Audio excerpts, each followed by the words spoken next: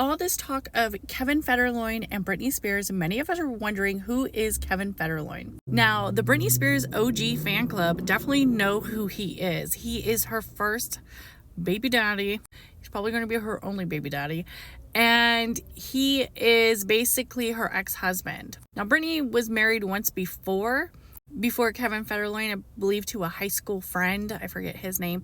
But Kevin Federline was definitely the relationship that I would say kind of marked a lot of Britney Spears' behavior and kind of put her in a tailspin of crazy allegations. Also, she really got known during the time of their breakup for her erratic behavior, shaving her head, driving crazy with the kids in the car, just all kinds of stuff was really marked with Britney during this breakup. So Kevin Federline recently, came out with a book talking about his experience with Britney Spears, how he feels that he has been protecting her, that Britney Spears actually is very unwell and that she needs some type of intervention. Now, some of the things that we do know about Kevin Federline is that I believe he was receiving child support from Britney Spears while the kids were under 18. Now the kids are considered adults, so he probably isn't receiving any child support from Britney Spears as of now. It is believed that Britney Spears was giving him roughly up to $40,000 a month, maybe even more, depending on the circumstances of him raising the children. Kevin Federline has actually, he's remarried, and I believe he's now a dad of 6. So he has a new wife and a new life, and he's doing all the things as he should, because, he's moved on from his life. But many people believe that Kevin Federline is an opportunist. And he just happened to, win the lottery ticket when he met and married Britney Spears. Unfortunately, their relationship did not work out as perceived as in Britney's book, is Kevin was just about himself and not really giving her the love and devotion that she needed as a young mother, and really kind of helped spiral their breakup, helped spiral her, I guess you could say, her mental health issues and her issues with a conservatorship. Let's take a look at Kevin Federline's chart and see why many people believe that he has a opportunist way and that he's really out for himself. Now, I personally think that Kevin Federline could possibly genuinely be concerned with Britney Spears' behavior. Her behavior has been very controversial for a very long time with the conservatorship and now without the conservatorship. So I definitely think that as his ex-wife, as the mother of his children, he probably is concerned. And he's probably also concerned about where's all that money going to, because in all honesty, her children are the next of kin to receive whatever inheritance there is.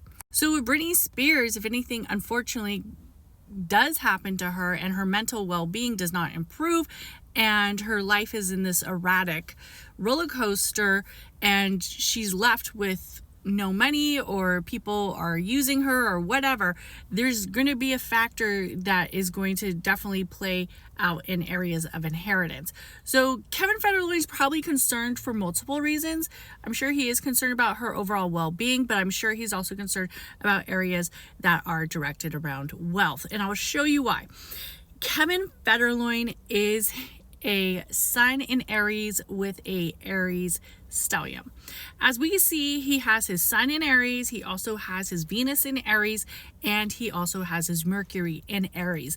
Now, this Aries persona overall is very much centered around the area of self. So a lot of people will say when you are dealing with the Aries, you might get the vibe that they're a little bit selfish or they're not really centered on the collective. They don't give that really commutative approach. They give more of like a selfish approach. They want to know, how is this person, me, being affected? And I think Kevin definitely shows that. He also has a ascendant in Libra, as we see right here, which is very, very interesting. I definitely think that him and Britney Spears did have a very strong connection. Both fire signs, the chemistry was probably really there. A Sagittarius and an Aries, I could definitely see them having a good chemistry. But one of the things that probably also really stood out with her and did affect their relationship was he has a Virgo moon. Now, a Virgo moon for most people are centered around areas of being grounded, foundation, and that emotional presence that takes place. But as him as a Virgo moon and her as an Aquarius moon, I could definitely see how it was a little bit of a rocky, unconventional type relationship on emotional tips and turns. Another thing that really stands out to me about his chart, and here we go again with one of my favorite transits and aspects when you see it in the chart, is the Mars in Cancer. Now, the Mars in Cancer automatically gives the crybaby energy.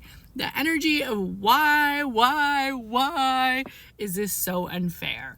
And the Mars in Cancer feels explosive, it feels emotional, and it also feels very unsympathetic to everybody else but themselves.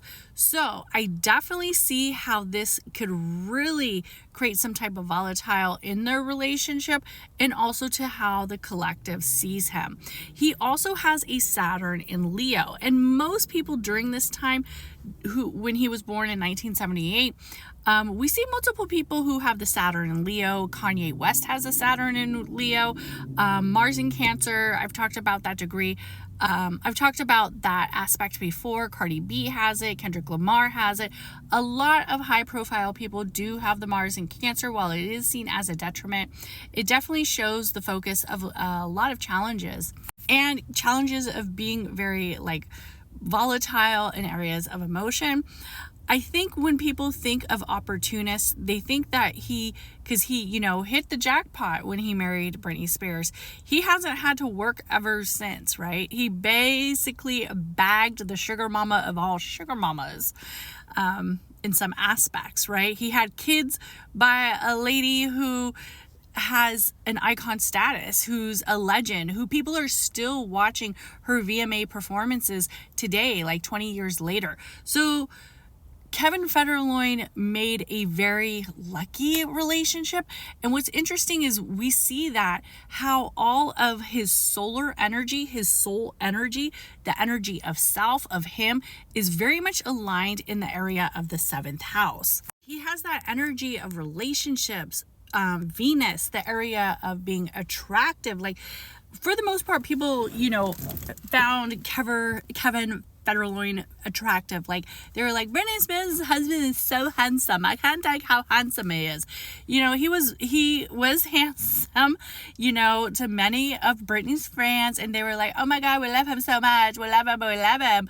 But then they found out that him and Britney just were not a right mix. Britney said in her memoirs that Kevin took advantage of the situation. He was basically so focused on his own career that he overlooked his wife's career. Now, many people would see him as being lucky, a lucky opportunist who got a chance with that Jupiter in Gemini, the energy of media, also the energy of controlling the narrative, and having areas of, I guess you could say, almost like areas of an outward function, as he has that aligned in his 9th house. However, that Jupiter in Gemini in his chart has a very strong square with his sun, with the energy of self, with the energy of judgment, how people are judging him and judging the area of who he is in expression. Especially, we see he just wrote a book. We see that energy is centered around movement, of being concerned, but also some people are feeling like, who is this dude and what is the overall concern about it? Is it because he's concerned that Britney, isn't giving him any money anymore, or is he actually concerned with her well-being? What's also interesting is that his Neptune is in Sagittarius, which Britney is a Sagittarius. So that's very interesting.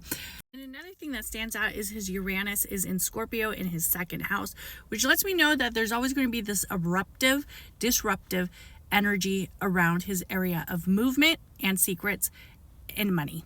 That's all I gotta say. Let me know what you think in the comments.